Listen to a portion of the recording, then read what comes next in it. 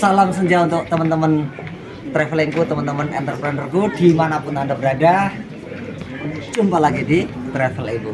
Nah, saya mau bilang apa yang membedakan antara travel konvensional dengan Travel Ibu ketika mengadakan Zuro Trip baik di musim gugur bulan Oktober maupun musim semi di bulan Mei adalah selain kita berwisata ke tempat-tempat yang menjadi ikon 4-5 negara yang kita kunjungi, juga selama perjalanan sekitar 4-6 jam di bis privat yang kita sewa untuk semua peserta, kita adakan sharing session, bisa tentang bisnis, bisa tentang kepenulisan, pemberdayaan diri, tentang hal-hal lain yang saat itu lagi aktual. Jadi selain dapat wisatanya, dapat juga ilmu-ilmu dari peserta yang lain, sekaligus juga membangun networking baru dengan bonding yang kuat. Itulah sebabnya pesertanya kita batasi hanya 1 bis saja dan sistemnya santai, tidak banyak-banyakan negara, sedikit negara, tetapi kita menikmati negara yang kita kunjungi itu sambil ngopi-ngopi, sambil jalan-jalan, ketika belanja pun sambil bareng-bareng santai tanpa terburu-buru jadwal waktu. Nah, salah satu sharing dari peserta di bis kita ini ada tonton setelah ini. Itu ya, sampai ketemu lagi di travel yang mendatang.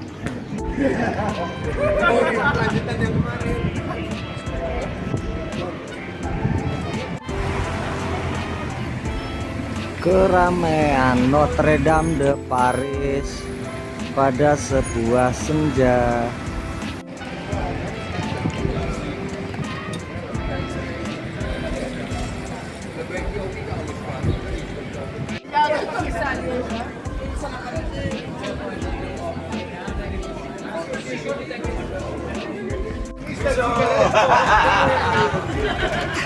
Oh, makasih Om.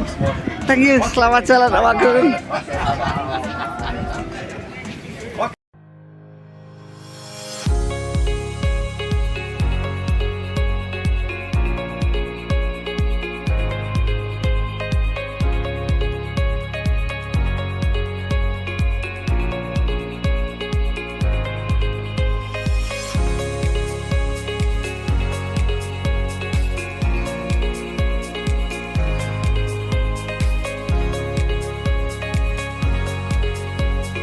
Dia harus adalah sebarang Singapura baru bisa pakai Stripe.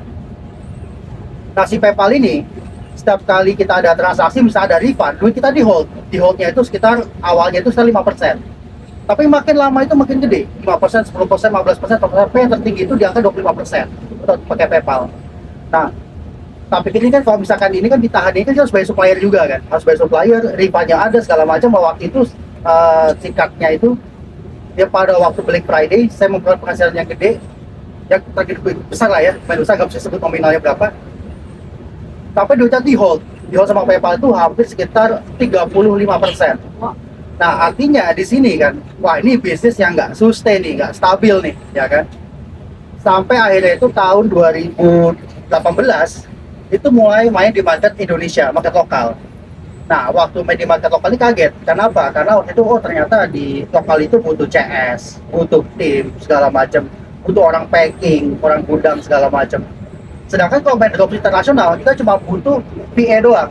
Virtual assistant cuma jawab buat keluhan customer seperti apa. Nah, VA-nya juga ngambil dari Filipina sebenarnya. Orang Filipina kan dia bisa bahasa Inggris kan. Bisa bahasa Inggrisnya lancar, akhirnya ngambil orang Filipina, dan itu gajinya sana murah juga. Di lokalnya beda, di Indonesia beda. Nah, ini gimana caranya ya? Sampai akhirnya yang menemukan flow yang membangun tim ini agak lumayan ini ya, lumayan consuming time pada waktu itu, hampir sekitar setahunan lah, hampir cari pola yang tepat segala macam. Oh, ternyata kalau tim itu kalau banyak ya nggak bagus, ternyata kalau kebanyakan nggak bagus, tapi kalau kekecilan juga harus disesuaikan dengan porsinya, harus ideal, harus ada balancingnya, misalnya ada balance itu seperti apa. Nah, di tahun 2020 saya mulai masuk ke produk pertama saya waktu itu, bikin produk sendiri, gas sendiri. Karena waktu awal di market lokal itu masih ngambil barang itu dari Tokopedia. Dari Shopee ngambil barang, jadi kita mark up tuh, jadi 100.000, misalnya harga 70.000 kita makan di 170, 180. Nah, tahun 2019 lebih tepatnya itu saya bikin produk sendiri Itu namanya mungkin ada yang tahu, mungkin ibu mungkin Biote dulu. Oh iya. Biote. Ya, Nah, di kolagen ya. Ya, minuman kolagen betul, Biote. Nah, pada tahun 2019 itu launching Biote, dan waktu itu adalah produk solusi pertama, dan saya kan sebenarnya jatuhnya kan pengedar bukan pemakai kan, Nggak mungkin. karena gini, tapi ini minuman ini fungsinya buat apa segala macam, karena waktu itu saya nggak tahu sama sekali, karena waktu itu juga partneran dengan tim yang develop segala macam, saya tukang marketingnya lah. Jadi saya di sana itu sebagai sekaligus jadi chief marketing officer-nya atau CMO-nya. Nah, dari si Biote ini, pas Biote ini ternyata adalah titik balik yang berikutnya lagi. Karena waktu itu tahun 2020 pas Biote itu launching 2019 akhir, bulan November, Desember. Nah, waktu bulan tahun 2020 kan kena ada pandemik. Nah, di sini tuh ada perdebatan sama orang finance pada waktu itu. Jadi orang finance itu, partner yang finance kita bilang, bro, itu tolong iklannya dikecilin budgetnya karena orang-orang pada lockdown. Nah, tapi ini bertentangan dengan teori yang saya dapat gitu kan, karena ada buku yang saya baca, kalau misalkan terjadi krisis, jangan pernah sekali-kali mengurangi budget marketing. Karena debat kayak gitu tak bilang, kasih waktu 2 minggu bro. Kalau misalkan 2 minggu ada penurunan, maka iklannya gue kecilin. Yang terjadi adalah sebaliknya, meledak. Semua orang online gitu. Nah, jadi semua orang online yang pertama, terus company gede itu pada mengurangi budget marketing, pada krem, pada ketakutan. Ini iklan kita tuh kayaknya PEM di sana pada waktu itu. Nah, dari situ ternyata hasilnya di luar nalar lah, ibaratnya gitu kan. Di luar nalar, akhirnya dari situ juga, tadi kan sebelumnya di company ini sebenarnya ada beberapa produk. Nah, salah satu produk yang ada di situ ada Flimty namanya. Mungkin ada yang tahu, ada yang enggak juga. Flimty. Ya, Flimty. Yang sekarang BA-nya Deddy Kobuzer. Nah, itu produk saya juga sebenarnya. Jadi waktu si Flimty ini launching, akhirnya saya masuk ke Flimty tahun 2020. Nah, tahun 2020 itu dengan pola marketing yang sama seperti tak terapi di Biote, itu akhirnya juga bisa naik juga tuh Flimty. Jadi saat ini selain Flimty juga ada handle beberapa brand sebenarnya. Ada Flimty, ada Apple, ada Hairwell, ada berapa lagi ya? Ada Lume Color. Nah, Idenya gimana? kenapa? Idenya gimana sih ceritanya? Ide apanya? Bikin produknya gitu. Bikin produk ya? Oke, kalau dari Biote itu ikutnya dari awal. Kalau Biote, kalau Flimty itu masuk di tengah-tengah. Karena Flimty itu kan dia dari tahun 2018 udah ada Flimty. Cuman waktu itu Flimty penjualnya stagnan. Udah gitu tak lihat, tak riset, analis marketnya segala macam, untuk marketnya gini. Kayaknya begini nih, bagusnya begini, ada tak bikinin istilahnya itu, bikinin marketing plan-nya lah. Kalau bahasa Inggrisnya itu funnel. Oh, jadi dirimu tuh bukan bikin produknya tapi marketingnya. Sekaligus ownernya juga sebenarnya.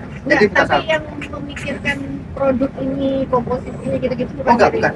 Itu ada marketing, ada partner sendiri. Jadi di partner itu ada yang punya Flimty sebenarnya ada 5 orang. Oh. 5 orang itu saya, Denis, Henry, Edward, sama Randy. Nah, Masing-masing produk timnya beda-beda. beda-beda. Timnya beda-beda. Nah, setiap produk pun juga bisa jadi ownernya beda-beda. Walaupun ada irisan. Walaupun ada dirimu di mana-mana. Ya, kayak misalnya saya ada di Flimty, tapi partner saya ada di Flimty juga, tapi mereka nggak ada di Lume Color. Kalau Lume Color cuma saya sama Christina aja berdua. Oh iya. Kayak gitu.